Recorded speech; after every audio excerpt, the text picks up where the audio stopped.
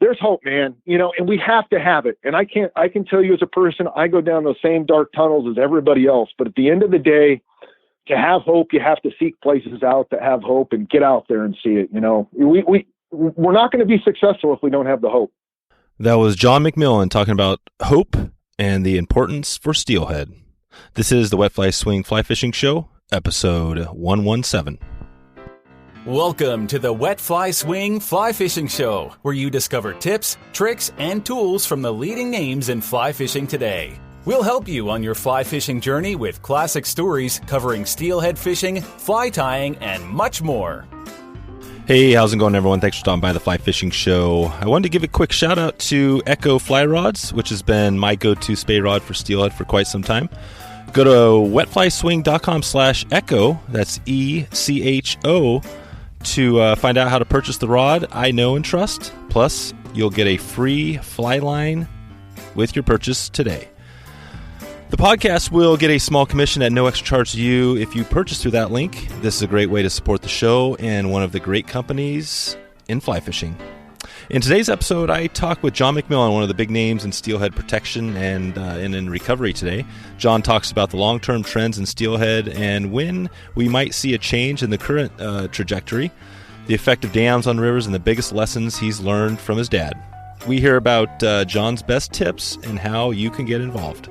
Don't miss this one as John talks about the Columbia River and some of the wild fish concerns he has on mind moving forward. Before we get started, let's hear from our sponsors. Since 1977, the Fly Fishing and Tying Journal has long been considered the angler's magazine, with original how-tos and technical articles written by the best trout and steelhead anglers in the West. They are committed to sharing exceptionally written essays, fiction, poetry, and in-depth guides to fly tying and fly fishing. FTJ is one of my go-to magazines, and if you haven't checked it out recently, you can get started today by calling 1-800-541-9498 or heading over to the web at ftjangler.com. So, without further ado, here's John McMillan at Rainforest Steel on Instagram. How's it going, John? Good. How about you, Dave? Good to finally get you on the show here. Definitely we've been chatting about this a while, and I just recently saw you on the Barbless podcast, which I've been chatting with Chad and Nick and those guys recently. So it's good to hear you're getting out there, and you got some big news. We're gonna share a little bit later. I'll kind of hold that for people they'll have to stick around to hear the big news that you got coming, which I think is really amazing. But before we get into everything on steelhead, you're obviously an expert in the steelhead life history and some of that stuff. Could you talk about how you first got into fly fishing and then how you brought that into working with TU? Sure, Dave. I was just kind of born into the fishing for steelhead world. My grandfather was a steelhead angler. My dad was a steelhead angler. And so I think that, it's just being born into it. And I grew up on the banks of the Washougal River in Southwest Washington. And literally at high water, I could probably pee out the window of my bedroom and hit the river. So it was right there in our backyard. So as a kid growing up kind of out in the middle of nowhere, Washougal was a small town in the 70s, and we lived about 10 miles out of town. So, most of my summer days as a child were spent, walking around with my dad trying to fish or trying to observe fish and watching him fish. Like, I remember spending just countless hours as a young boy sitting there on the riverbank watching my father swing a fly through runs to try and catch steelhead or salmon or whatever he was fishing for. So it just kind of became ingrained in me that fishing was, a part of life in our culture in the Pacific Northwest. And so I knew as kind of a little kid, right, that I wanted to study fish or birds. I wasn't sure which one. And I had that decision because, my dad studied steelhead and he was very well known for being a fly fishing angler. And so I thought, well, maybe I'll study birds but it ended up that steelhead, of course, rose to the top eventually in my life. And so I went to college, got a undergrad degree in hydrology. And then I went back to grad school and got a higher level degree in fisheries science. And, so for pretty much the last 22 years, I've been working professionally as a fish biologist with different groups.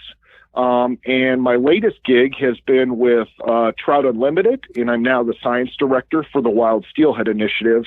And so I felt that was a really good mix, because most of the science that I was doing, like before I worked for TU, I worked for about 7 years on the Elwha as a research scientist with nymphs. Mm-hmm. And that was an awesome job. But I really came back believing, after all the research work that I'd done, that I preferred, being part of a conservation organization that was going to implement and apply the good science that is out there to ensure that the next generation has steelhead to fish for. I don't have kids, and I am not going to have kids, but a lot of the work I am doing is trying to ensure that someone else's children has the ability to fish for steelhead in the coming decades. So yeah.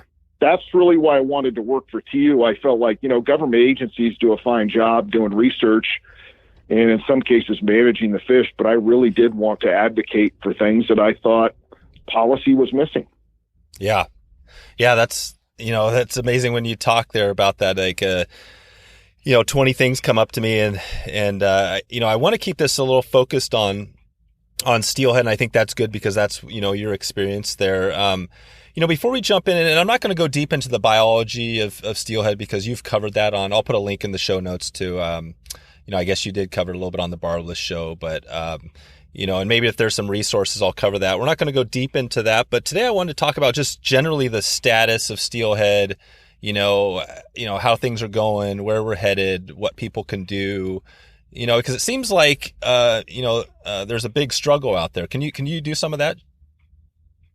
Yeah, absolutely, Dave. And John, before you get started, I just had one question, and it lines right along with that question. And this is an article that recently came out in the Drake magazine. I think it was the recent issue. And, Tom By wrote an article. It was only a couple page little article, but he basically did it wasn't a summary, but he talked about the steelhead runs in the Columbia Basin and how I think this year they dipped below 100,000, over Bonneville or whatever. And, it's it's only dipped below 100,000, I think 2 times in the last, whatever it was, 50 or 100 years, and can you, maybe you could clarify my stats on that, but, can you talk a little bit about that, like where we're at now and if those numbers and how we're doing and kind of a little status update? Sure. And I think, this is really interesting. It's an interesting time to be a steelheader because you're right. You hit on, I think a lot of us are aware that the Columbia and the Snake River this year had some of its poorest returns on record for steelhead, both hatchery and wild. So nobody appeared to kind of escape the challenges of surviving to adulthood this year. So yeah, the Columbia and the Snake looked really bad.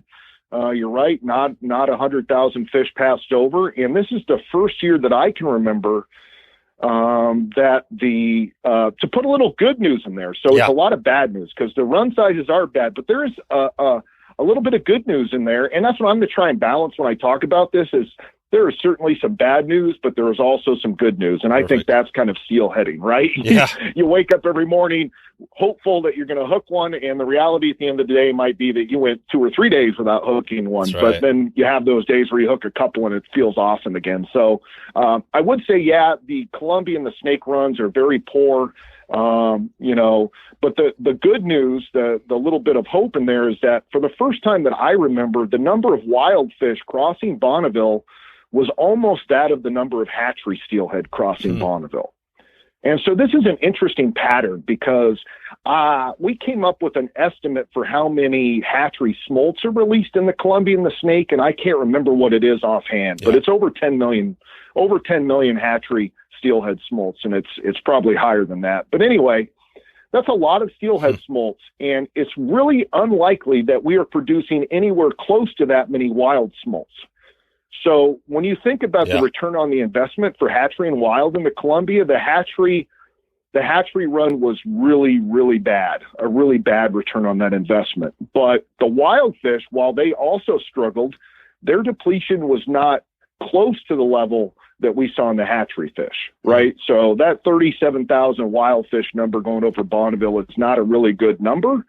But it suggests that the survival of wild fish from smolt to adult was much higher than it was for hatchery fish.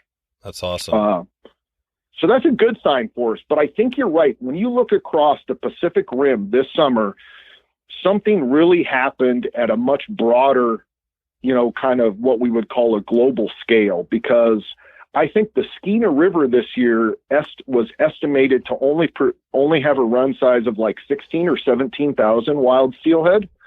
And that is one of its lowest run sizes on record. And its period of record extends back for much longer periods than many of our runs. We're going back into the 50s and 60s for a lot of that data. So that's a very small run for a system as large as the Skeena.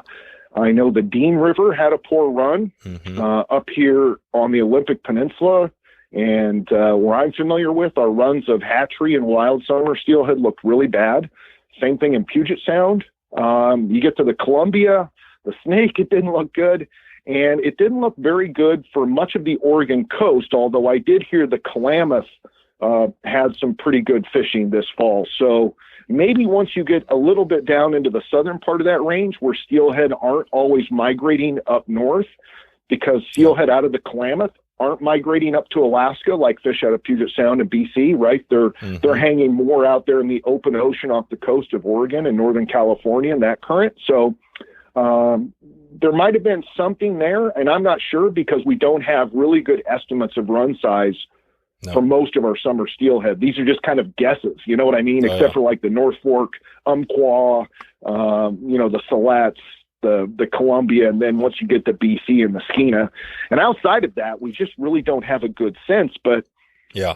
So what about the OP? Was the OP on a similar trend as everything else? Yeah, really bad. In fact, we hardly have any summer runs up here that are wild, right? I mean, most of our summer run populations on the OP have been greatly depleted. For example, the Hoh probably has less than 100 fish in most years, summer runs. But the winter run struggled last year too.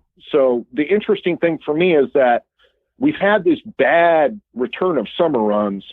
And now the question is, it would be really strange to all of a sudden see a really good return of winter runs, because the summer runs that return this summer are from the same cohort as the winter runs that return now. Right. So the summer runs tend to return earlier than winter runs do. And then the winter runs from that same fish, probably sharing same locations in the ocean, are going to return this winter.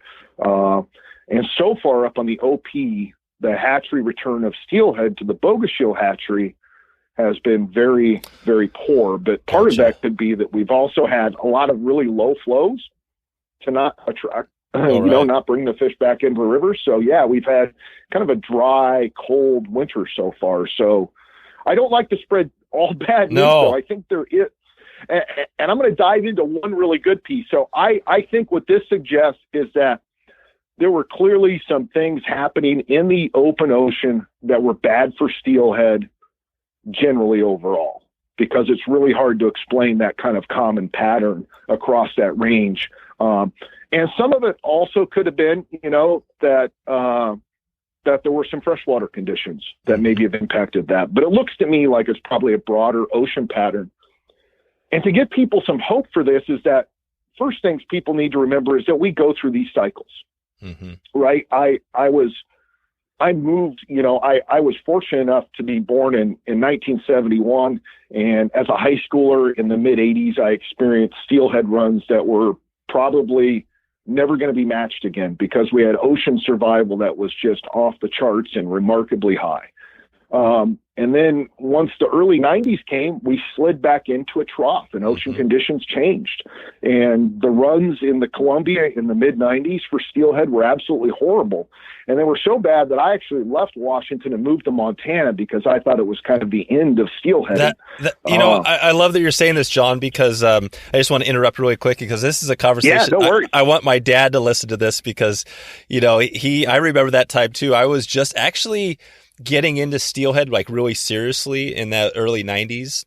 And I remember him talking, it was kind of before I was there, but I remember he talked about how he quit fishing the Deschutes for a period of about, I don't know what it was, 3 or 4 or 5 years. And like everybody quit fishing it.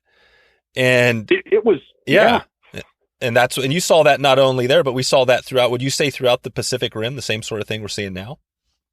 It was a pretty broad pattern at that time, right? That basically everybody had good survival in that mid to late 80s. And then it kind of just, went downhill. And, I left because I grew up in Washougal. So the Washougal fishing was bad, but I fished the Deschutes, the Klickitat, all the rivers that were close to me. And, they all went downhill. I moved to Montana, and I realized after a year and a half that trout just were not going to cut it as much as I love trout. That's awesome.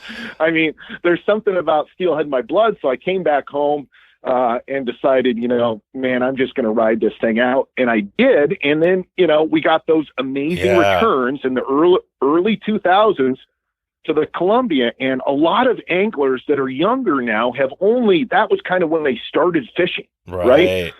Because good returns tend to draw in anglers, right? Even create new anglers out of people that formerly weren't anglers. Because if you can go out for a few hours and catch a fish or two, that really, kind of hits that risk reward in your brain, right? It turns on the dopamine. So you're more likely to go back and catch another, go fishing again. So those early years in the 2000s were amazing. It again appeared pretty global because we were having amazing fishing in Alaska and Canada and down here. And then, after about 2014 was kind of the last hurrah, and now we're on the downside. That's it. What does that trend look like when you look at, so if you look at a graph of steelhead, and let's take the wild steelhead, because you made a really great point there on the steelhead run. So with wild fish, when you look at that graph, obviously it's going up and down and all around throughout the years, but that trend, is it kind of going up or is it going down, and how steep is it going? Do we have a good feel for that? Well, that's a good question. I think it depends. Like, let's use the Columbia, for example. So I'll actually go back to a couple places. So first of all, if you look at the long-term trend in the Skeena, which I think starts in the 40s, that is going up. So that's a positive. And it could be that climate change is just starting to have its effects on the Skeena, right? As things get warmer up there, the growing season lengthens for juvenile steelhead. But it also could be an artifact of the data because, as you know, Dave, you're acutely aware, you have a good science background, that a lot of these estimates in the Skeena and stuff there's noise around it, right? So I'm not sure how much to trust that upward trend in the scheme of things, but it doesn't look bad. Yeah. So that's a good thing. And, you look to winter runs in like the North Umpqua, where we have another long-term data set going back to the 40s and 50s, and that looks stable. Like, some bad years, some good years, but stable. The Columbia, though, is a concern because I don't think there is a long-term.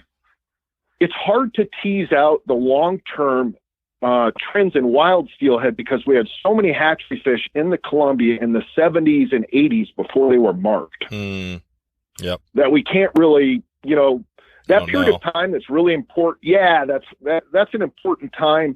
But I would say this, if I go to places like the John Day in the Middle Columbia, and it has a record going back again for a pretty long time, its trend is pretty stable.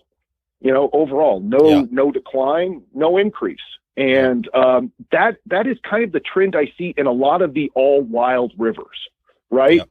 That there's not necessarily a long-term decline towards zero until you start to get into the places in the Snake, when you start to look at those B runs, right? And the B run wild fish. Yeah, they do the Clearwater. The Clearwater, which is still, I guess that's kind of known as one of the largest runs of steelhead. Is that what's the quick little snippet on the Clearwater for those folks that are in Idaho listening to this? Well, I'm not an expert on Idaho, and it's such a unique place that I would warn people that whatever I say is trying to guess a little bit here. And if I know for sure fact, I would state it. But I would first say that the Thompson River steelhead, which swim just about as far in the Fraser, are also struggling mightily, right, down to less than 150 fish. Right. So the Thompson and the Clearwater fish are struggling. And does the Thompson have the dams? Does it have similar amounts of the passage issues? No, no dams on it. Yeah. What I've seen from scientists up on the Thompson is that, it could be that those salmon fisheries and the bycatch that they have on steelhead have just been eroding at the Thompson fish for decades. Right. And now they've kind of reached a point where, even if a fishery might take 20 or 30, fish inadvertently, that's a big chunk of the population. Gotcha. So Yep. my hunch in the Thompson is that you have a long period of time where you inadvertently harvest steelhead as bycatch, and steelhead don't seem to respond well to really high harvest rates. And so that could have eroded the population. There could be something in freshwater that I'm just not aware of. Now, and I hedge to bet there's no simple solution to all of it. It literally is these fish that are living a long ways from the ocean are dying the death of 1,000 cuts. Oh, yeah. Because they do have to swim so far. And by swimming that long distance, they're prone to getting caught, sport or commercial nets. Right. Well, and how much reality is there to the, still you talking about the cohort, those juvenile fish migrating down, say the Columbia, where they're going above their 20 dams or whatever, and the cumulative effect of mortality, right? Still, I mean, the dams have been retrofitted and upgraded, but there's still a decent mortality, right?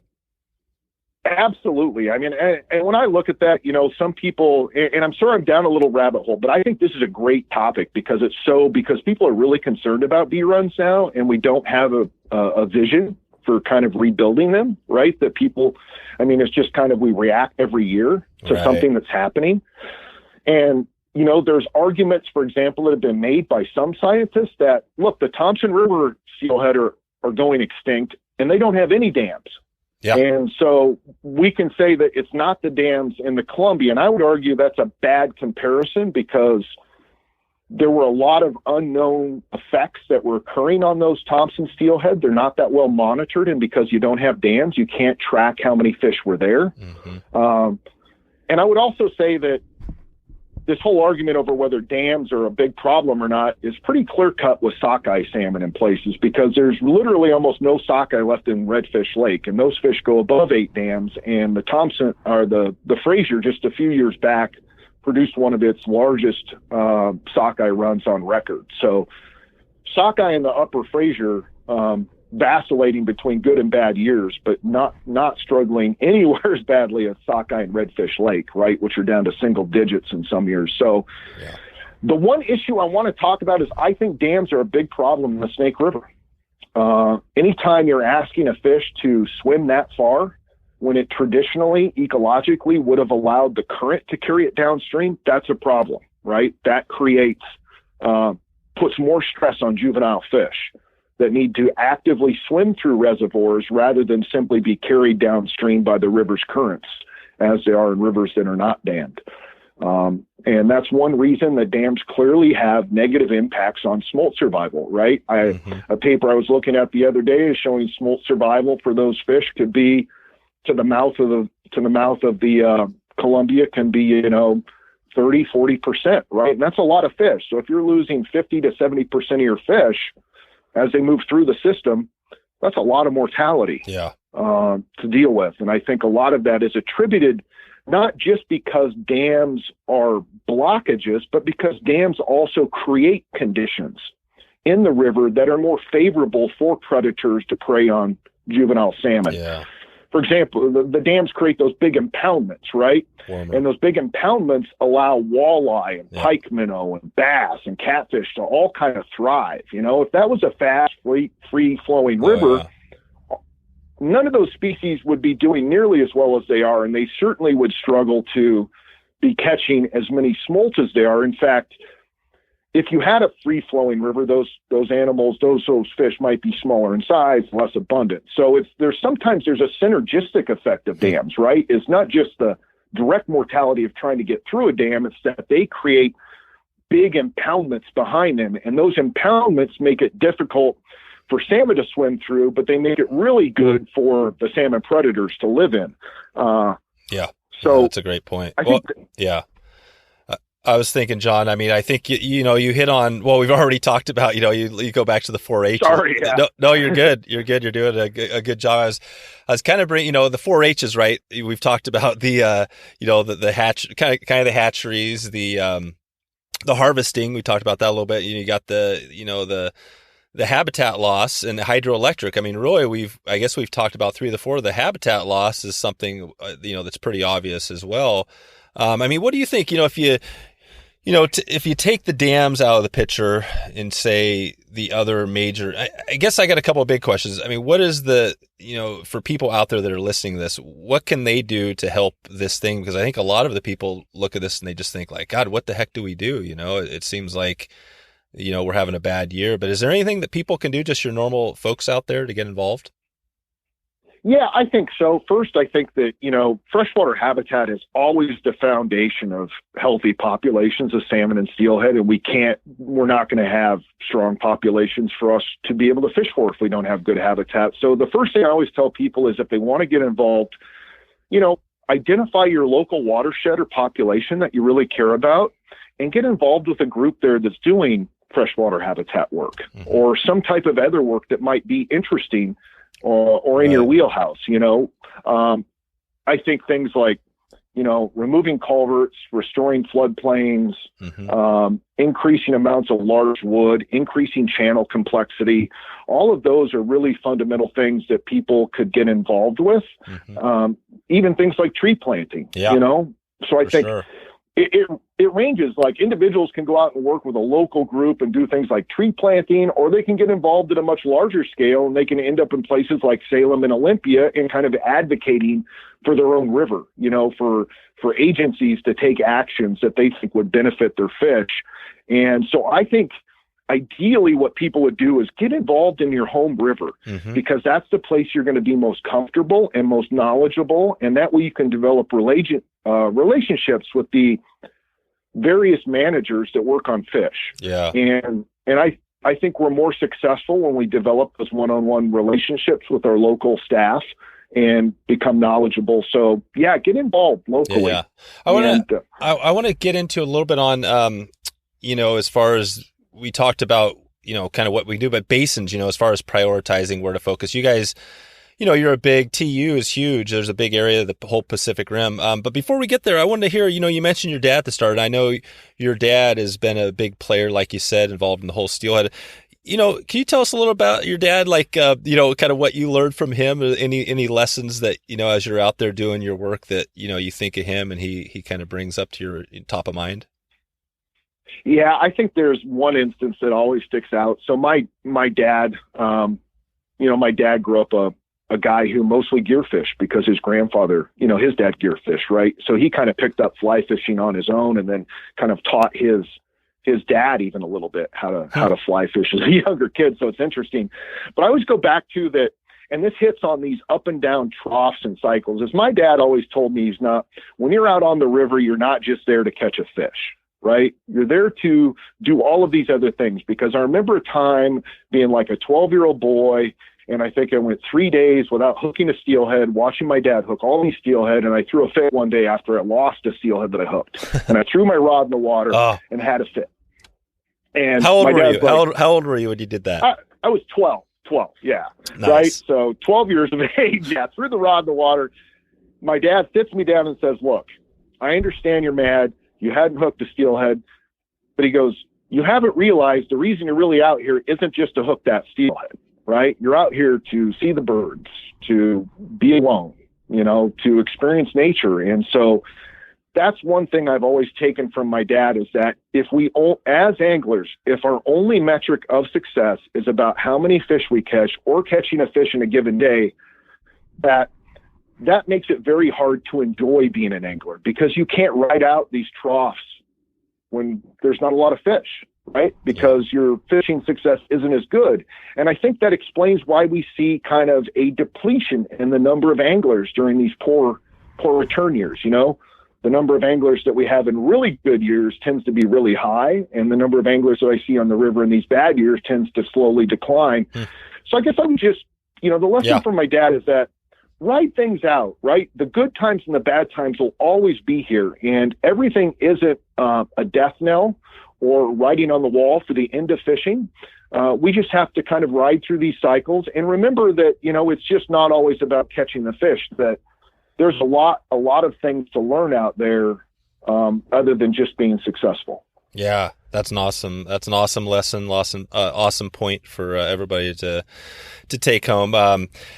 John, I mean, and then, getting back to that point that I kind of noted there before. So, when you think about, the basins, in kind of your area. Can you talk a little about like where you guys focus and why, as far as prioritizing, can we hit everything, or are we just focusing on the most important things right now? That's a really good question, Dave. And I think, one of the things that I've struggled with is over the, time that I've done my work is, like you said, do you focus on all the watersheds and try and lift them all a little bit at the same time? Or do you kind of prioritize some watersheds based on some criteria and try and elevate those much higher above the other watersheds and use those as examples, hoping that those examples will motivate people to experiment, and try and follow that pattern. So I think we've kind of settled on the latter, which is that we don't think that it's possible to lift every watershed up at the same time equally. And that's for wild steelhead, at least. Yeah. And that's because there are places that are degraded so badly that they're unlikely to ever to support really strong populations of wild fish. They might have too many dams on them. They might have had a legacy of, over harvest and fishing in hatcheries, and the population is, not very much wild now, whatever the reason, right? So what we tried to do was prioritize the best remaining wild steelhead rivers that we have left, rivers that are not just little small places, but that are big, traditionally important steelhead rivers, places like the Hoe, the Salduck, the Bogey, the Skagit, places like the Deschutes in the interior, the John Day in the interior, places like the Clearwater and the Salmon in Idaho. And then once we get to the Oregon coast, we got places like the Umpqua, the Rogue, and then we've got like the Eel and Smith in California, along with the Lost Coast. Mm-hmm. So we haven't went down and drilled into each specific river that we're going to work on in each place yet, but we have a list of about 10 to 15 rivers that we call our gems, right? These are the best places. And we think that it's easier to try and recover and rebuild places that have less damage than it is trying to bring back places that are on the brink of death. Yep. I think that's a solid way to do it. And as you look up north, I can't remember what is the northernmost basin where you guys have as a priority basin? It's the Skagit. Okay, yeah, so it's the Skagit. So it's the Skagit. So as you go up into Alaska, maybe you can talk. This question has come up a few times, just kind of on social and stuff. So if as you go up, the steelhead eventually dissipate. Do you know much about the Alaska, kind of that life history? Why, what is the end of the distribution of steelhead up there, and why is that in Alaska where it occurs? Yeah, I know enough to be dangerous, but because I haven't been to, because I'm not an expert on Alaska, I don't know everything about it. Yeah, you might actually, now that I think about this, you might have said this in the Barbless episode. I think you guys might have chatted about that, right? But you don't have to go in deep. Maybe just give us your kind of, maybe your best guesstimate on what you think.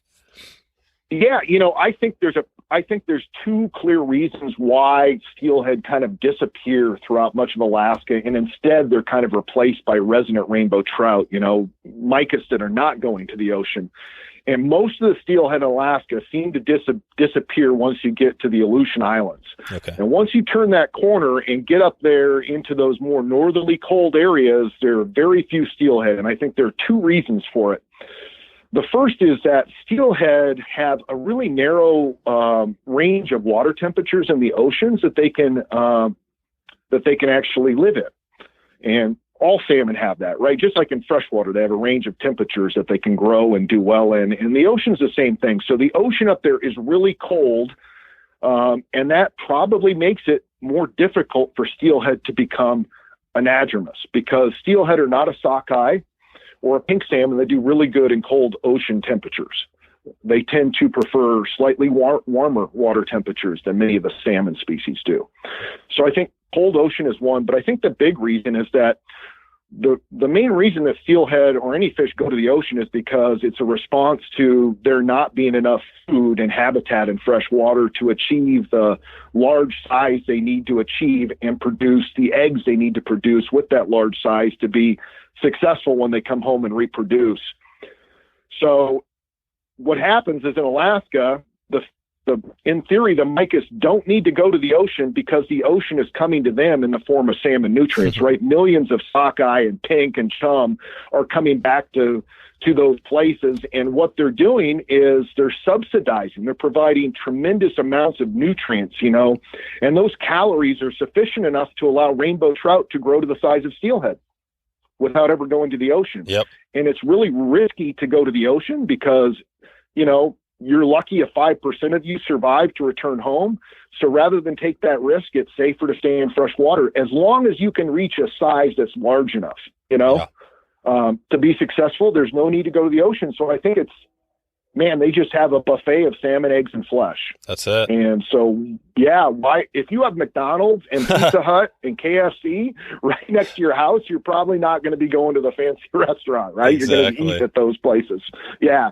So I think that's it. There's just so much food up there. Yeah. The fish don't have to migrate. That makes sense. And we touched on, we talked about the different basins, and I think that coincided with the Wild Steelhead Initiative and what you guys have going. Can you just describe that a little bit to maybe somebody who hasn't heard of it before, what it's all about, what you guys do?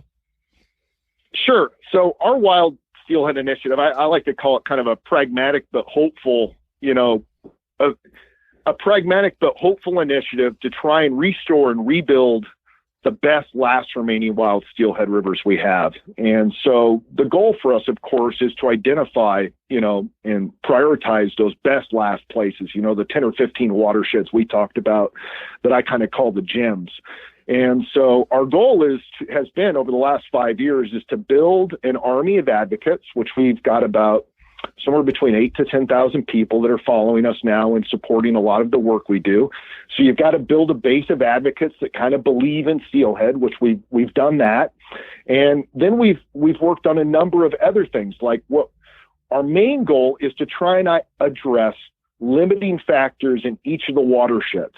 So on the Olympic Peninsula, for example, we spent about a year and a half making the case that we needed to eliminate sport harvest retention of wild steelhead up here. Mm-hmm. And so, for a year and a half, it was basically meeting with agency staff, analyzing data, putting together reports, hitting the social media outlets, and then, trying to build momentum and raise awareness that, on the Olympic Peninsula, our steelhead are in kind of long-term decline in a lot of the rivers. And so it made sense to eliminate wild steelhead harvest on the sport end of things. So that's one of the accomplishments, but we're also trying to improve how we count fish. So we've gotten sonar units, for example, in the Eel River. We've got a sonar unit in the Eel River, and we've got a sonar in the Smith River in the Umpqua Basin. And we have kind of, the reason we're getting sonar is that steelhead, as we mentioned earlier, kind of the third wheel in the management paradigm. They don't get nearly as much funding as these salmon species do, which means that there's a lack of data on run size for steelhead in general across the West Coast. And so one of the things that we think is important, and I kind of call this the big fundamental, like Tim Duncan, right, is that there's just some fundamental things we need in order for us to manage steelhead successfully. And that includes knowing what the run size is, knowing how many people are fishing for them, knowing how many fish are being caught, and then knowing how many fish are actually escaping the fishery to spawn. And then we think if we have those four basic pieces of information, we can successfully manage fish. So we've created a new model for us recently in that we're trying to work our way across these different last best watersheds and find out what is the limiting factor in each of those places. And how can we collaborate with agencies or tribes or other people in those watersheds to raise awareness, to improve funding, to try and answer some of those fundamental things that we need to know? Yep. And now a quick word from our sponsors. The Fly Fishing and Tying Journal, your seasonal magazine covering fly fishing, fly tying, destinations, how-to, short stories, and more. Here are a few examples of what's getting me fired up in this winter's edition of the magazine. Check out a story by Deck Hogan on big flies for the OP. Get the inside scoop on from Dave McNeese on the technique of his dyeing fly tying materials. We also head over to the North Umpqua, the Green River, and hear about the origins of the green butt skunk. Not the skunk, The Green Butt Skunk from Gary Lewis. Lots of additional content in every episode of the journal, so head over to ftjangler.com and subscribe so you don't miss any of the tips, tricks, and stories in the next issue. Tell them you heard this ad on the podcast, and I'll make sure to head over your way, fluff your pillow, grab a favorite snack and your favorite beverage, so you're all ready to sit down with the journal, kick back, and read a few great articles. Okay, back to the show. So you guys are focusing it, and that's where, I mean, I think probably some people might think, you know, salmonids, or maybe they don't, but, you know, you got coho, chinook, steelhead. I mean, if you improve habitat for coho and things like that, you know, you're going to improve habitat for steelhead, and I think that's probably true. But there's other things on top of the habitat, right, that you can focus, that you guys are doing. The work you're doing is helping steelhead specifically. Yeah, absolutely. In fact, you know, a lot of my work is not focused on the habitat issue. I am focused a lot more on the management issues, you know, hatcheries and harvest. And I'll give you an example. If habitat was the single and only factor explaining where we had really abundant runs of salmon, the OP should have some of the best, strongest wild steelhead runs, right? But the Ho, the Queets, and the Quinault are all in long-term decline since 1980 and not looking good. So you have up there, you have, sorry to interrupt, I was just kind of want to get my thought. So basically there are no, again, go back to the 4-H's just to keep it simple.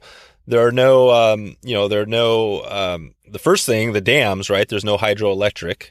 So no that's dams. one big thing. The habitat is pristine, like you said. So what you have, if you break it down to that, you've got harvesting and you've got hatcheries. Is that pretty much the breakdown that system? Is that the problem, and that's what you're dealing with? Those are the two issues that we saw off the top. And don't get me wrong, you know, the headwaters, all those streams are in the Lockton the National Park, but some of the watersheds, like the Quileute, have a lot of habitat that's outside of the park that's been altered. Gotcha. But if you think about it, it's not altered to the extent that the Oregon coast is. Like, the Oregon coast has had Europeans living on it for a really long period of time, right? Since the 1800s. And the first Europeans to arrive up here and kind of settle the west of the OP didn't really happen until the early 1900s, very late 1800s.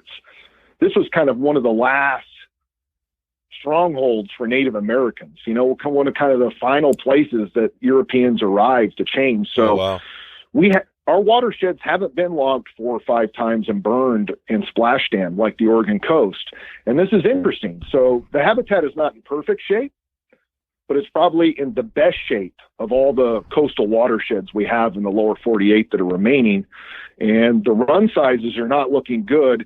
And our questions are, we don't know if it's a harvest or a hatchery issue, but we believe we need to experiment in turning the dials on those two factors if we want to truly figure out what is happening with the steelhead. And I think that's important, because if I look at numbers of steelhead on the Oregon coast, where there is essentially almost no harvest, and those and experiencing far worse habitat, it appears to be there's far more steelhead on the Oregon coast than we have on the Washington coast, which is striking. Yeah, that is interesting. To think of that. And is there still, you know, typically with just salmonids in general, as you start from Mexico and work your way up north, the runs kind of get larger, but is that not the case for steelhead as you go up the Pacific, you know, the Pacific coast? Yeah, it's not. Like, what's strange is that Northern California and the Oregon coast actually seem to be doing better than most of Washington is. And, you know, Washington's also notable because we have the largest hatchery infrastructure of any country in the world, let alone a state. Wow. And you have the whole, like you mentioned, the Skagit. I mean, you've got Seattle and all the stuff going on up there, which is, you have a lot of water too. I mean, that's amazing. I mean, Washington is pretty diverse, right? I mean, it's got all sorts of different habitat types. It's diverse. And, you know, even though you're right, you know, Puget Sound is an issue, but I go back to this, you know, there's been a lot of talk about pollution in Puget Sound, but all I ask is that people remember the full history of a place like Puget Sound and even the Columbia, because from the 1920s, 30s, and 40s and 50s, when Puget Sound was producing massive runs of salmon, they had literally hundreds of pulp mills and, you know, other types of, you know, industrial mills along that were taking water out of the sound and then pumping unfiltered, polluted, you know, byproduct right back into the sound, right? we got the Clean Water Act with Nixon in the early 70s, and things started to clean up after that. Yep. But it's notable that the Puget Sound was likely more polluted back then than it is now in terms of those types of pollutants, right? And it was still producing large numbers of salmon. Now, I think the pollutants are a little different nowadays. The pollutants that we're seeing in fish are like cocaine and, depression medication and, pregnant, it's right. like, the pill. It's crazy, right? All of these other medicines that humans take that apparently are not broken down are being delivered to fish. So I always wonder if whether, and being facetious, but what's a steelhead like on cocaine, when that little thing gets a little bit. Well, we were just talking about this out in we saw some mushrooms. We were out on a hike this weekend and we were like, oh my God, a lot of those amanitas and all these hallucinogenic mushrooms out there are eaten. Obviously the animals are eating them, right? So there's something to be said. There's something to be said about it. I think those animals are probably not much different than humans. They like to get their little high or whatever as well. I think you're right. My dad had this story when he first came back from Russia, and he was in Kamchatka for the first time in 1992. And he was over there, and he said that the reindeer herders were always frustrated because they would have these huge herds of reindeer, hundreds to thousands of animals. And that those reindeer would actively seek out the amanita field. And as soon as they find that, they would just eat those mushrooms and stay there for days on end, rolling around high. And the herders were so mad because they wouldn't listen. The reindeer are like, I'm just high out here in Russia. I'm not going to do anything else. That's awesome. That's awesome. Well, you mentioned a little bit ago about the sonar, and which is pretty interesting. You have going. Can you talk about the difference between? Typically, I guess in the past, red counts for steelhead have been used. Can you talk about the difference between sonar and red counts, and the difference in the data we get out of those? Sure. And so red counts, reds are basically the nest that a salmon or a steelhead digs in the river. And because they turn over the gravel, we can see where they spawn the reds. And so traditionally, we've estimated run sizes based on counting the reds. But the number of reds only tells us how many fish escaped the fishery. It doesn't tell us how many entered the river. And so because there is some mortality from that, it could be harvest, it could be natural, whatever it is, but there's some mortality between the number of fish that enter the river and then the number that ultimately spawn. So red counts give you a couple of really good pieces of information.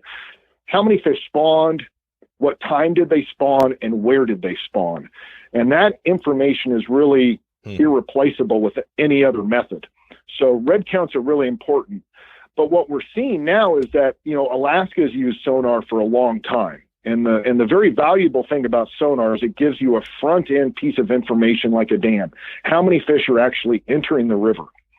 And the other benefit, so that allows you to generate a run size estimate without having to guess how many fish might have died naturally or without dealing with harvest records from escapement to run size, right? So that gives you the best possible measure of run size.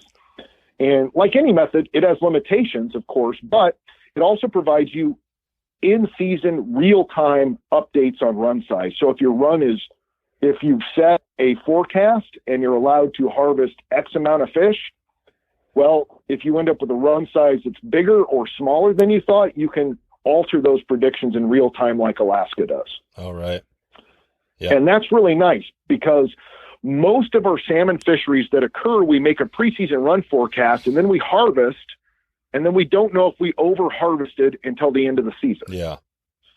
And given that steelhead runs are not doing as well as we would like in all of our very best watersheds, we just think it's best to collect the best information possible. So we don't want red counts to go away. We want to actually combine red counts with sonar and try and get a better sense of how many fish enter the river, when do they enter, and then we can combine that and analyze when and where they spawn. But it would also, up here on the OP, it would give us a chance to have real-time evaluation during the run.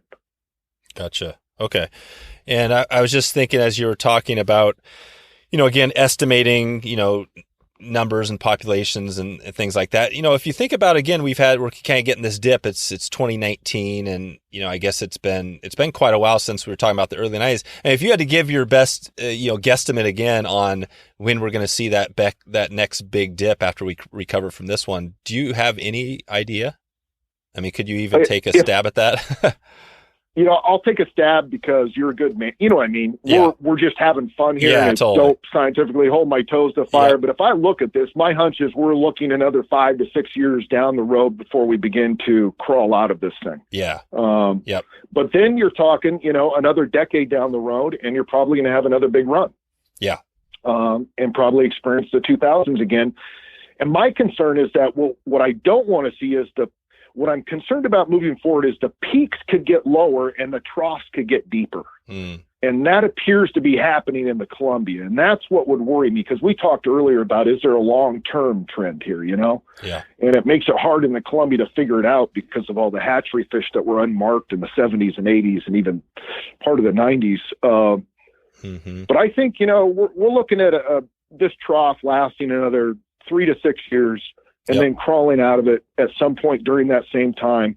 And then you're looking, another 8 to 10 years down the road before you finally see the first reemergence of strong returns again. Exactly. There you go. So we're going to be old men, potentially. The kids are going to be, well, it's funny because my dad's probably similar to, I don't know if he's similar, but, he talks about how he's going to be gone. He's not going to be able to wait for the runs to recover. And I think he might, it's possibly he might be right in this situation. Obviously you never know. And these are, like you said, we're just jokingly, and that's might be a guesstimate, but no, I think what it gives you, John, you give it perspective. I think it's important. It's just like when you ask a steelhead guide, what's the most important thing? And they always say balance expectations of your client, and I think this is a good example of the same thing, letting people know, what, it's going to take a little while. And same thing with habitat, restoration and recovery, right?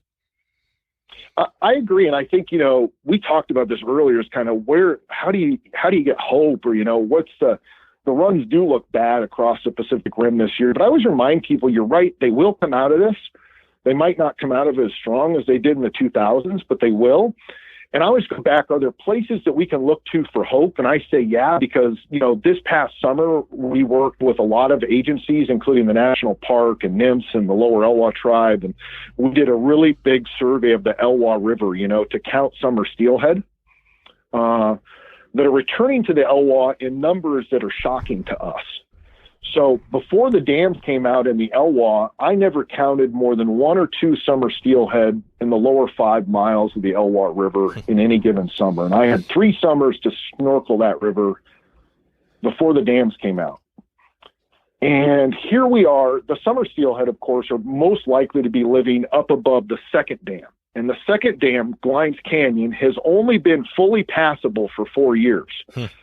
In those 4 years, the population of fish above Glines went from 0, because there were none above those dams, to now, last year we counted 354 wild summer steelhead in the Elwha River in our snorkel survey. The year before it was 250. Wow. And that's just the raw snorkel survey number. That is not even, we did mark recite. So in other words, we have the ability to then generate a population estimate. And the guess right now is somewhere between 700 to 1,000 fish. Wow. Now, I want to put this in perspective. In some of the worst ocean conditions that we have experienced in our lifetime, we went from almost extinction in the Elwha to having upwards of 700 to 1,000 steelhead in 3 to 4 years. And we don't, ask some questions. I'm sure, we don't know where they're coming from yet, but we're looking for that. We assume that they're probably coming from rainbow trout that were landlocked above the dams. That was the question, yeah. And the reason we think this is it and not strain is that this is now the single largest population of summer steelhead in all of Puget Sound and the OP. Jeez, that's amazing. So it's not even close. That's like we amazing. were talking earlier, the Kalawah River is probably peaking at around 300 wild steelhead in its very best year for summer runs. The Hope probably peaks about 250. The Cleats might get up to 250. Those are the very best years, right? Wow. Those are like our early 2000s. So in the worst of years, you're lucky if the Hoe had probably 70 summer steelhead last year. Huh. And the Elwha is here at this number, which is shocking and stunning. So I do say to people, like like my dad has said the same thing, I'm not going to get to experience the next upturn in steelhead. And he's right. And my dad and grandpa always told me the same thing as a boy, which is that you're born 40 years too late. You know what I mean? The fishing was so good. But this is one case where we can tell our kids or somebody's kids that you're going to have better fishing in 30 years than your grandfather had on the Elwha. And that's because dams are coming out. So I always want to highlight to people that if you want big responses from fish, it will take big actions to get them there. Yeah. You can't just nibble around the edges of the cookie to get there. You know, you've got to remove dams. You've got to do big experiments. That includes altering how we use hatcheries, how many fish are planted, and altering how we harvest, and continue to invest in the habitat. Yep. No, it's it's a good point. I think you just got me, when you said dams again. I think we could probably have spent a whole hour or 2 hours just talking about dams. Obviously we're not going to get there, but the Snake River, the 4 lower Snake dams is a good example of, I think those, it's been at least 30 years where those have been a hot topic, and, and they're still in there. Obviously there's politics involved, but do you feel that, we're any closer to maybe, because I think a lot of people talk about those things as being a big part of the recovery, right? And do you see those any closer than they were maybe 30 years ago to coming out? I do. And, I have some hope there based on what we're seeing in the L1. I think this hints at things is that when you're trying to remove 4 dams at that scale and do it blindly without any examples before it, it's very hard to do because people are unsure that there's going to be any benefit. And I think the Elwha is showing that there can be a benefit much faster than we anticipated. I do think we're closer, and I think the key to getting out the snake dams is making sure that we address the concerns of the farmers and the other people that are using the water and moving the grain back and forth. Literally, the common denominator here is that this can't just be an action that's taken by a bunch of conservationists. It has to be a whole kit and caboodle together, which means that finding ways to get farmers their water so they don't have to pay anymore, so they have water when they need it, and finding ways to get the grain back and forth so that Lewiston and Clarkson remain whole. And I would like to think as humans, we're pretty damn creative and smart. I think we're getting closer to making that happen. For sure. That's a good point as well. We've talked a little bit about the snorkeling and obviously rainforest. We mentioned at the start, rainforest steel on Instagram is your handle, and you've got all sorts of great, videos and clips of fish. What is, snorkeling? What does it teach you? What's the biggest thing you learn when you're out there snorkeling streams and taking videos and photos? Well, I think the first thing it taught me when I first got underwater was, oh my God, look how many fish are under there. Which fish are the best at hiding out of if you had to go to a stream, say your top 4? What are the species you usually, Chinook, Steelhead, cutthroat? Do you see any other species? I guess coho? Yeah, we see them all. And I got to say that the best hiders are Steelhead. No kidding. Better than cutthroat. Better than cutthroat. And I think there's a little trade-off here in that the Steelhead and cutthroat are both really good hiders. The third place I would give to bull trout. Oh, right. Bull trout love to hide under rocks, and it's really common for me. So I always rate my fish on this. If I can swim down the river and I can pull them out, if I can grab an adult by its tail because they're trying to hide from me and pull them out, which is pretty common. Yeah. And the fish that I always can catch by hand are adult steelhead and bull trout.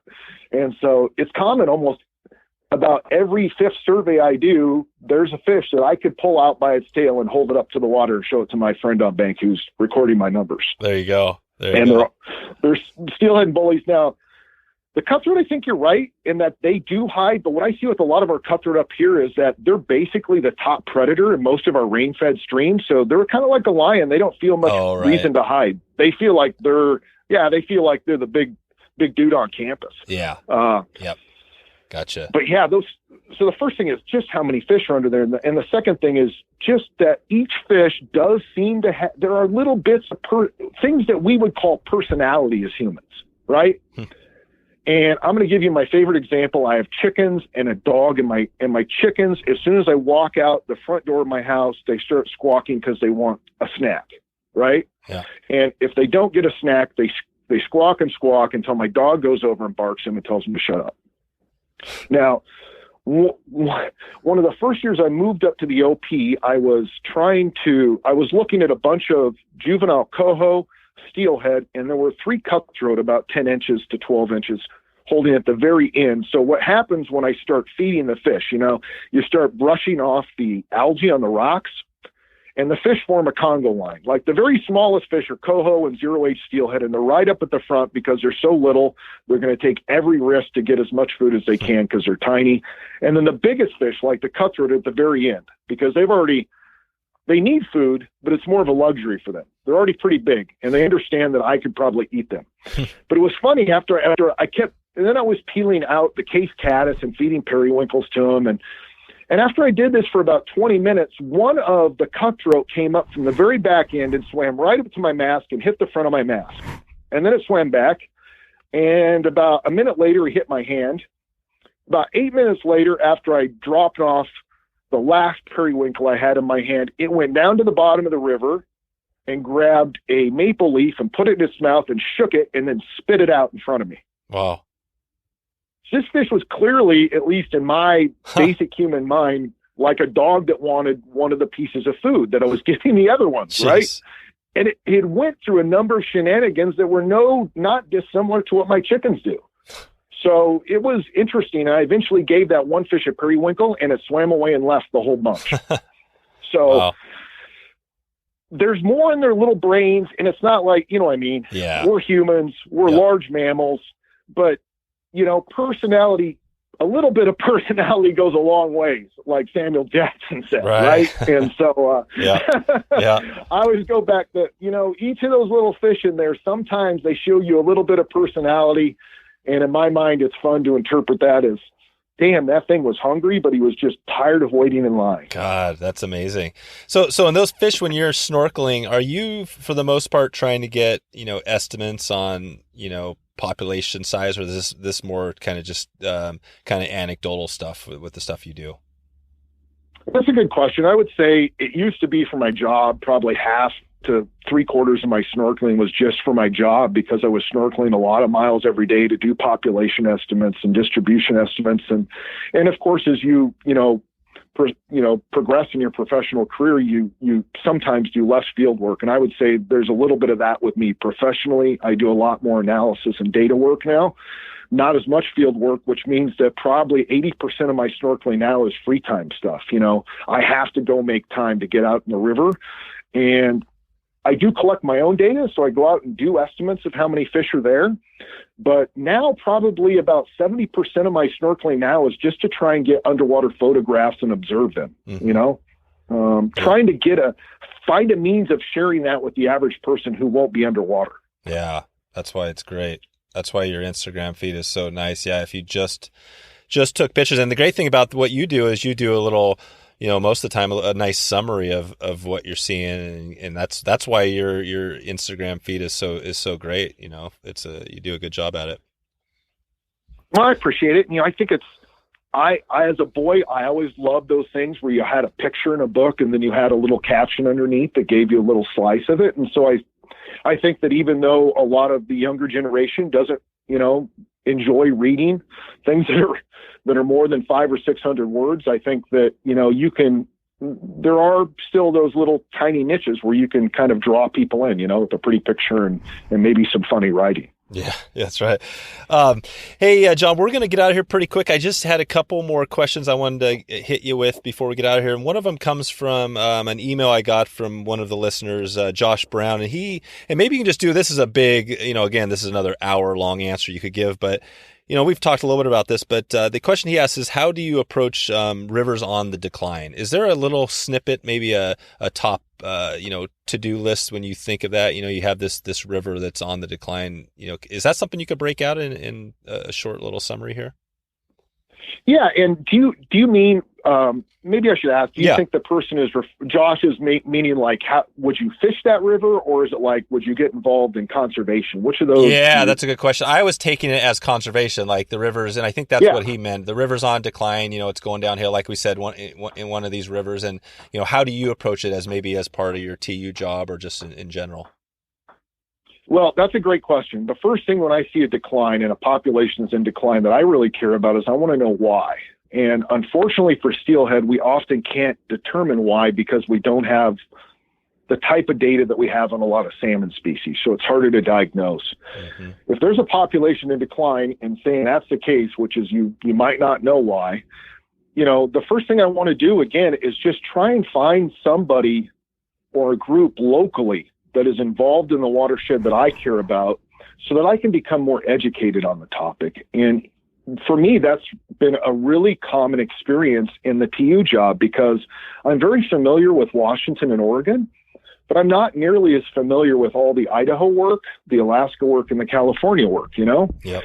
So a lot of my job has been going into places where there are populations in decline, and it takes me a year or two to kind of get up to speed on the scientific literature in each of those places. So I would remind people not to get overly doom and gloom. Don't think that it's just going to extinction, because these things will come back and go up and down. Mm-hmm. And before you think you know what the problem is, educate yourself, because the agency staff and the other people working in those basins will, even if you disagree with them, will come to have much more respect for you as long as you get educated on the topic. Yeah. And that might involve reaching out to people like me or other conservation groups that are working in the basin. So yeah, don't feel as though it's all going to hell in a handbasket right away, because it will turn around a little bit eventually. These are the peaks and troughs. And two is just get educated so you know what you're doing is going to be useful. Gotcha. Okay, that makes sense. And well, maybe you could talk a little about your before we get out of here, your new podcast you got coming up. Is that true that you have a new podcast? Could you talk about that a little bit? Yeah, so this is great. I found myself doing podcasts with people and really enjoying who I'm talking to.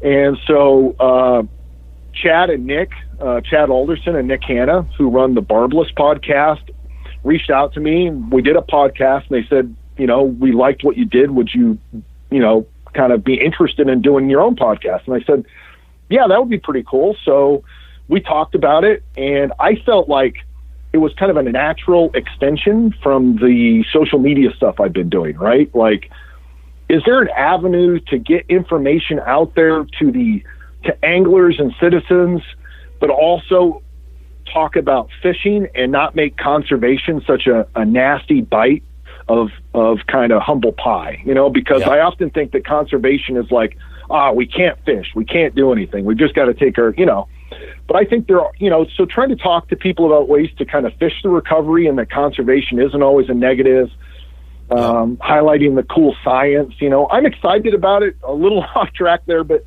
I do want to, just reach out to people and provide them information to me that is as close to unbiased as it can be. Yeah. I think it's great. Yeah. I think you're, when I heard about it, because like I said, I know Chad and Nick a little bit here, and I mean, it's the perfect fit, because you're just the conversation we had, there's so many topics we didn't even touch on today, and there's a ton of stuff that I'm looking forward to when you come out with this, listening to you dig into it more. And I hope, I'll even give you some feedback as far as, here's a topic, maybe, today, things like, here's a good example that we're not going to cover right today. Things like, barb versus barbless. I mean, these are, some are a little, kind of whatever you want to say, a little bit heated topics, but, there's other things we didn't talk about, the keep them wet thing, right? Barometric pressure, environment. I mean, there's a lot of stuff that's just super interesting, and some of it's kind of heated, but that's okay, right? It seems like you're the guy that's good at keeping a level head, right? Yeah, I'd like to think that, we all get emotional inside, right? And some of this does destroy me, but ultimately I think that at the end of the day, the people that I always responded to the best and learned from the best were people that really did have an emotional, they cared, but they didn't always present it in a way that was just completely like my way or the highway, right? Like, I know best. And I don't think, I think you're right. You cannot be too emotionally based in a lot of these things. I mean, at least in the science, like, my God, we all know how excited we get with steelhead or fishing for, you know what I mean? Some days you're out there on the water, it's just remarkable. But I think, and I always like to put, like, what makes me excited about science is learning new things.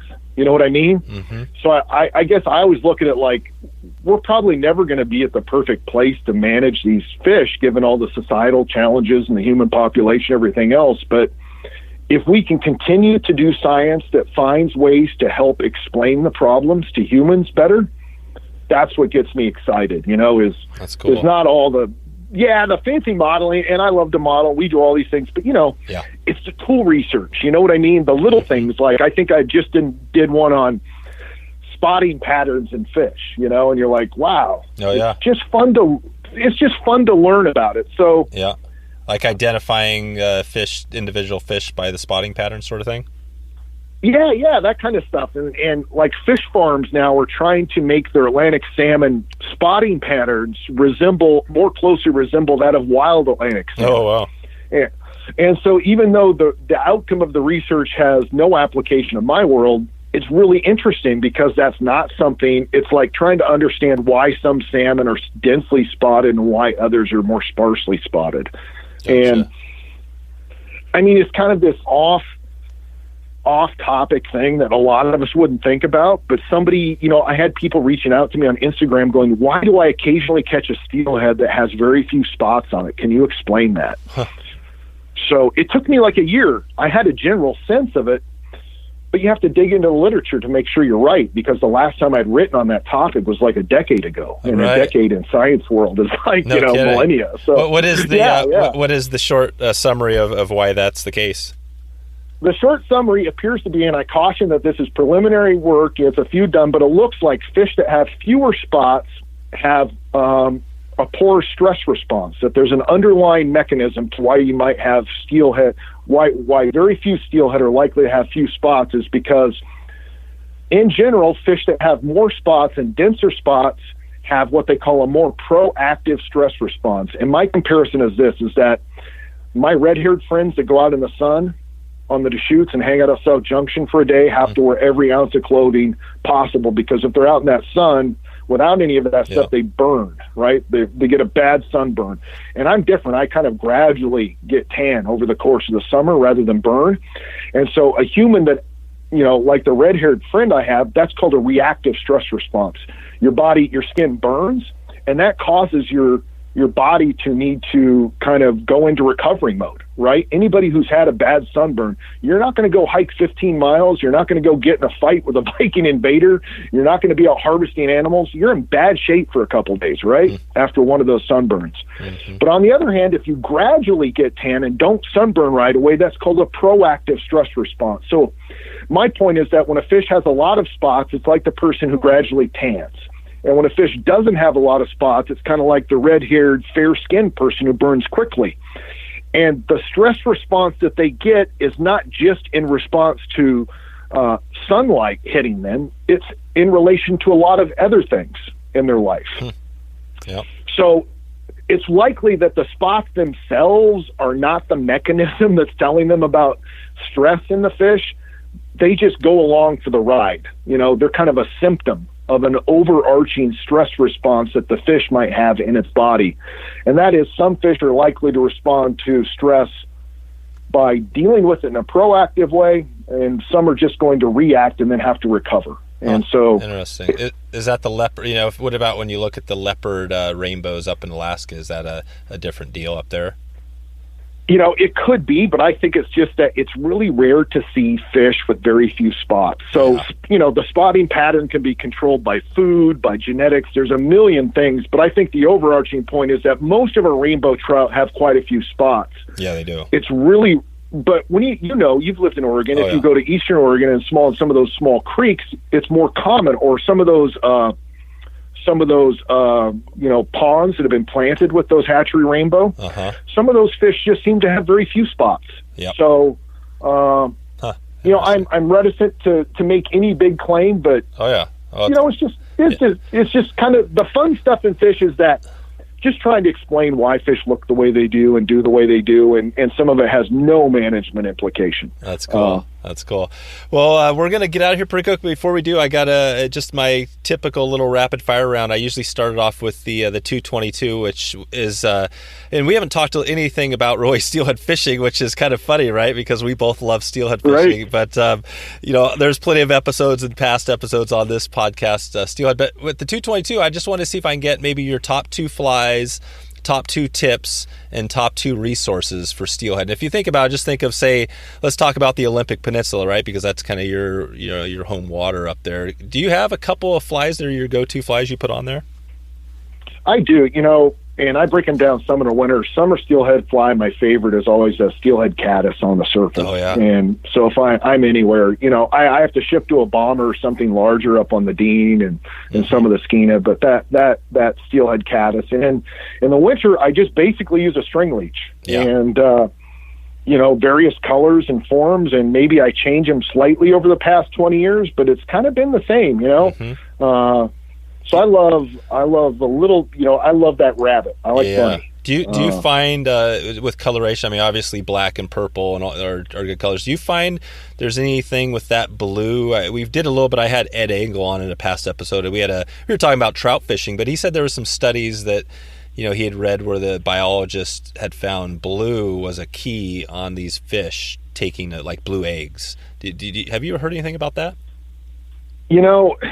I haven't read that study. I know that, there's, different parts of the color wheel, right, disappear from the water column as you go deeper. And so I would have to look on that. That would be interesting. Yeah. I can tell you that when I first moved to the OP, all my first flies were, lots of silver Dr. Blue in them. Oh, right. And that was because the one, so here's a tip is as soon as a color combo comes into fancy with anglers, I drop it from my box. Oh, there you go.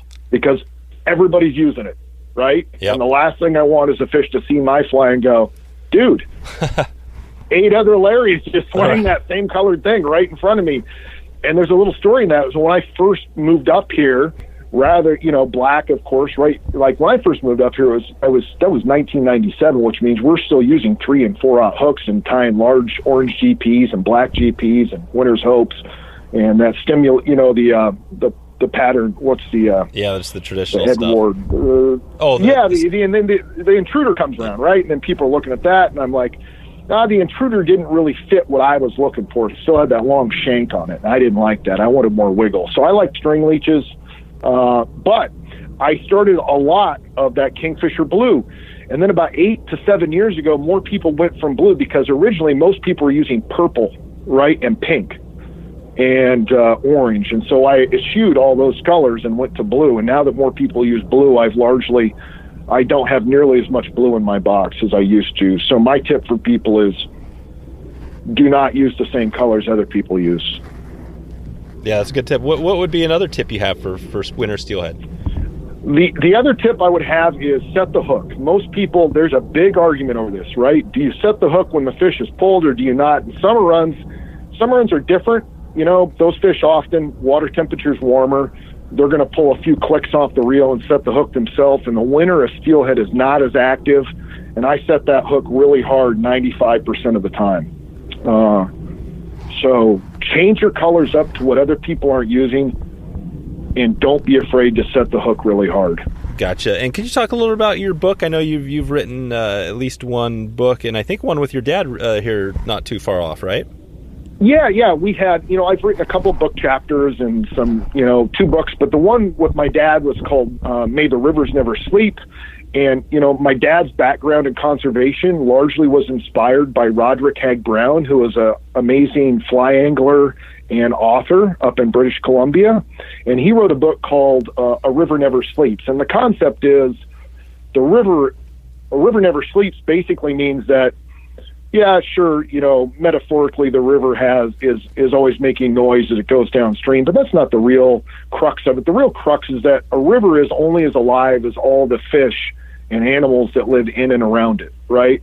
And so the water itself is great, but if we want to truly experience the lives of rivers, it depends on having those places full of fish and animals. And so what we talked about in May the Rivers Never Sleep is that we all have a sense of the calendar, like today is December 10th, right? 2019. But December 10th doesn't mean anything to me in and of itself. What this means to me is that it's the beginning of winter steelhead season. Mm-hmm. And so our book is basically a chronology of a year in the life of those of us that come to find rivers as our places of home. They're like our church to us. And so I don't think of Sunday morning as going to church. I think of Sunday morning as going out to the river. And if that Sunday morning happens in January, it's for winter steelhead. If it happens in early November, it's for coho. And if it happens in the summer, it's for trout. And so just taking people along a journey of what rivers mean to those of us that have lived along them most of our days.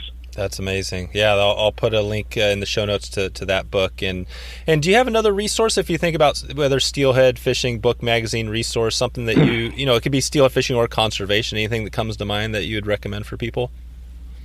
Yeah, for me, I was like a little bit of history. So I would suggest people, I like Sean Gallagher's new book called Wild Steelhead. He's got volumes 1 and 2, and I think he gives you a good perspective on some of the steelheading history and going around, what we once had and what we didn't have. But I also like to give,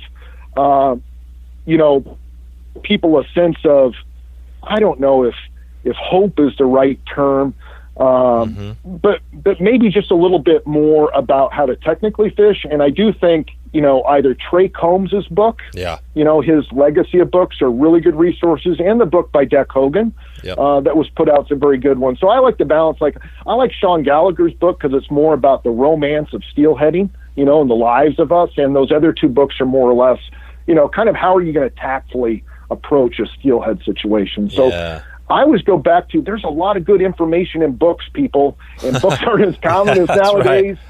But I guarantee you that everybody that's writing a blog post, or that does a podcast or does Instagram like I do, people like me, we stand on the shoulders of those other folks. You're right. So we've all recreated the wheel. Yeah, go back and read some of that. It's really fun, and it's good to learn about. I think that's it. Those are great. Deck. I had Deck on in a past episode as well, and I remember we had a laugh too because he kept saying I was asking him questions about steelhead fishing, and he kept saying, "Well, it's in the book, it's in his book, Passion for Steelhead." So that is a good one. All right, John. Well, I'm going to let you get out of here. We'll have to, when you get your podcast going, I would love to. You gotta. Yeah. I'd love to have you on. Yeah, man. Hey, I've got a bunch of. I've mentioned this a lot, but I've got into Destination and some other seasons, but the first 30 or so episodes are all steelhead, and I've definitely learned a lot. The last couple years here. So let's keep in touch on it, and when that comes out, man, I'll definitely share the word because I think it's going to be, if it's anything like your Instagram, it's going to be a huge resource for people and inspiration, right? That's the big thing. Before I let you get out here, anything in the next 6 months, 12 months that you have new, either with TU or, anything you want to let us know? Well, pretty soon we're going to have a couple things come out, which is one, we're going to have a movie that Shane Anderson is making on the Elwha summer steelhead surveys did. So that should be out in about a few weeks to a month. And I also think that, we're starting to dive into that time to try and figure out how to work on steelhead in the Columbia River Basin. And we've been talking a little bit with some folks at ODFW, Ian Tatum, I think there. Oh, yeah. Yeah, Ian Tatum, sorry to interrupt again, I have to throw this one in there. Oh, yeah. Ian Tatum, I love this one because his dad, Mr. Tatum, he was my my favorite high school teacher, which is hilarious. Oh, no way. I love Ian so much, right? And meeting you, it's the same thing. Like, we're all Northwest boys, right? We all grew up here and all have that. It's our home. So Ian is working on a project in the John Day, and I don't want to give too much into this because there'll be more, but they've got a grad student who's going to try and do some acoustic tagging. Nice.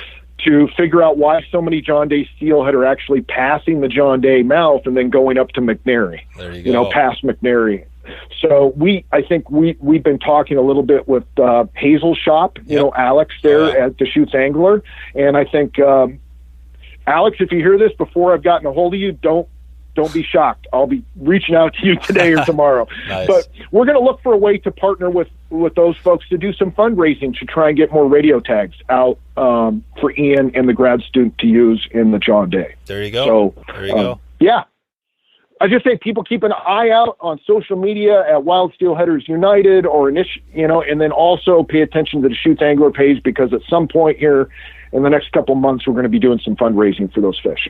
Perfect. No, this has been good, John. I think we're on the same track here, and I'll definitely when I get ready to throw this one out there, obviously I'm going to put kind of get links to everything we talked about, and hopefully that'll include maybe your podcast in there that we can get that. So hey, I hope so, man. That should be coming soon. It's going to be fun. All right, John. Well, thanks again for coming on. I appreciate your, I think, like I said before, the inspiration, man. I love the fact that you're an optimistic person. You know what I mean? I think there are people that are the opposite, and it seems like, the way you do it is the way kind of more people should do it, because even though, like you said, it gets a little dim and dark, there's still a light on the other side, isn't there? There's hope, man, and we have to have it. And I can tell you as a person, I go down those same dark tunnels as everybody else. But at the end of the day, to have hope, you have to seek places out that have hope and get out there and see it. We're not going to be successful if we don't have the hope. That's I right. think you're right, man. All right, good. Well, we'll talk to you soon. Thank you. Bye, Dave. All right, see you, John.